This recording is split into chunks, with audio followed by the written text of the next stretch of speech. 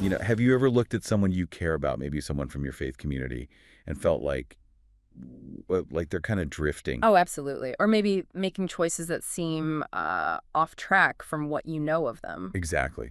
And you want to help, but maybe you feel frustrated or even a bit judgmental sometimes. It's a tough spot. It really is. Well, that's what we're diving into today. There's this really powerful, maybe even counterintuitive approach we found. Mm-hmm. We're looking at Rhapsody of Realities by Pastor Chris, 27th August, and there's this devotional called Contend for Their Souls.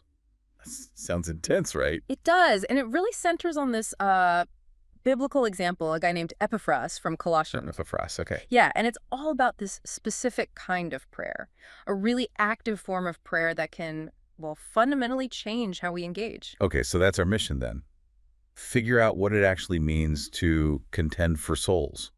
How does this change things? As you're listening, maybe think about what that phrase contending brings up for you. Yeah, good question to hold on to. So the source, it jumps right in. It talks about seeing people, maybe from church, who aren't, living right, or maybe they've just stopped coming. Right, the common scenario. And it says straight up, don't just lament, feel bad about it and definitely don't judge them. It actually discourages those reactions. Yeah, it's quite direct about that. It says the alternative is to intercede in prayer for them until they are restored. Until they are restored. Okay, so it's not just a quick prayer. No, not at all. It emphasizes the active, persistent nature. That's where the contending for their souls part comes in. It's described almost like a spiritual wrestling, a focused effort on their behalf. Okay, let's unpack that. What makes it contending? How is that different from, say, just worrying about someone when you pray for them? Mm-hmm. Is it intensity? Focus. I think it's both, and it's tied directly to God's perspective. The devotional really hammers this point. Every soul is valuable to God. So this isn't just us wanting something for them. It's aligning with God's own desire for them. Exactly. That deep divine value and desire is what fuels a call to contend. It gives the prayer weight, purpose. Wow. Okay, so it's like partnering with God's heart for that person. That shifts things, doesn't it? It's not just my personal concern anymore. Absolutely. And the source takes this idea into leadership too. It has some specific advice for pastors, for leaders in the church. Oh, interesting. What does it say? Well, basically, be careful how you treat people, how you handle them when they come to church. It warns that harshness can actually drive people away. That makes sense. You want church to be a welcoming place, not somewhere people feel pushed out. Precisely. And it contrasts that with what it calls a true soul winner. A true soul winner. Okay. Yeah, someone who really gets what it takes to reach even one person and then does everything possible to keep them, to retain them in the faith. So it's not just about getting people in, it's about keeping them in. Retention. Exactly. Retention is a big part of it. And that ties back to the prayer aspect, you see. How so? How does retention link up with intercessory prayer?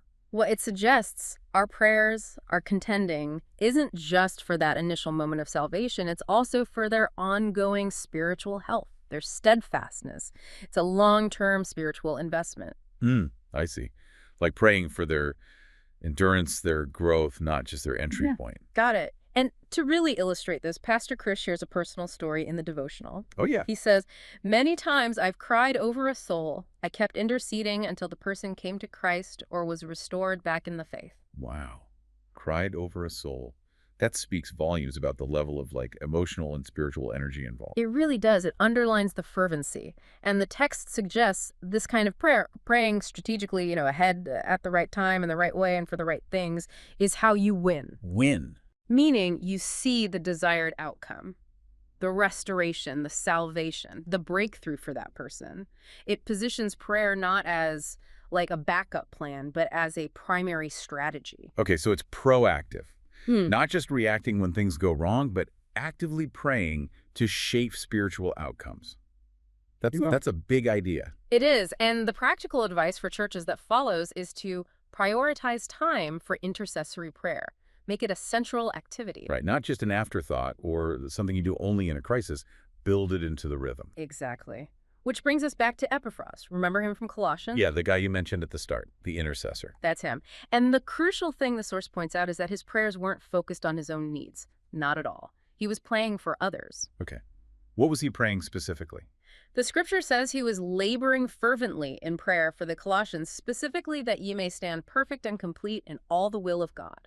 Perfect and complete in God's will. That's a high bar. It is, and the devotional notes that Epaphras himself was apparently already there, walking in the glory of God, but he was intensely praying for others to reach that same place, that fullness. So it's like he had experienced something profound, and his deep desire was for others to experience it too. Not just get by, but be complete. That's a great way to put it.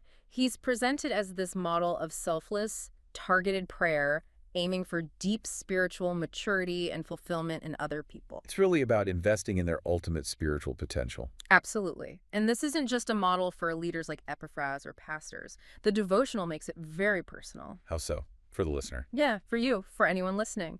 It urges a daily practice of this kind of intercession for others. Daily, okay. And does it say what to pray for daily? Is it that perfect and complete goal again? It gets even more specific. It says to pray for the eyes of their understanding to be open to the realities of God's kingdom. Okay. Hmm. For understanding, Mm. insight. And be filled with the knowledge of his will in all wisdom and spiritual understanding. So it's praying for revelation, for comprehension, for them to truly get it on a deep spiritual level. So it's less about praying at them and more about praying for their ability to perceive and grasp spiritual truth themselves. Precisely. Praying for those aha moments, that inner transformation that comes from understanding God's reality and his will, contending for their capacity to see and walk in truth. That really reframes things. It's not just about believing certain things, but Mm. about gaining spiritual insight and wisdom. Exactly. So wrapping this up, this deep dive really shows a different way to care, doesn't it? Moving past just feeling bad or judging. Yeah, moving into this active, fervent, strategic prayer, this contending. Recognizing how much God values every person and then partnering with him through focused intercession. It's quite powerful. It really is. And it leaves us with something to think about, doesn't it? Like, what unseen impact could we have if we actually chose to contend for someone in prayer?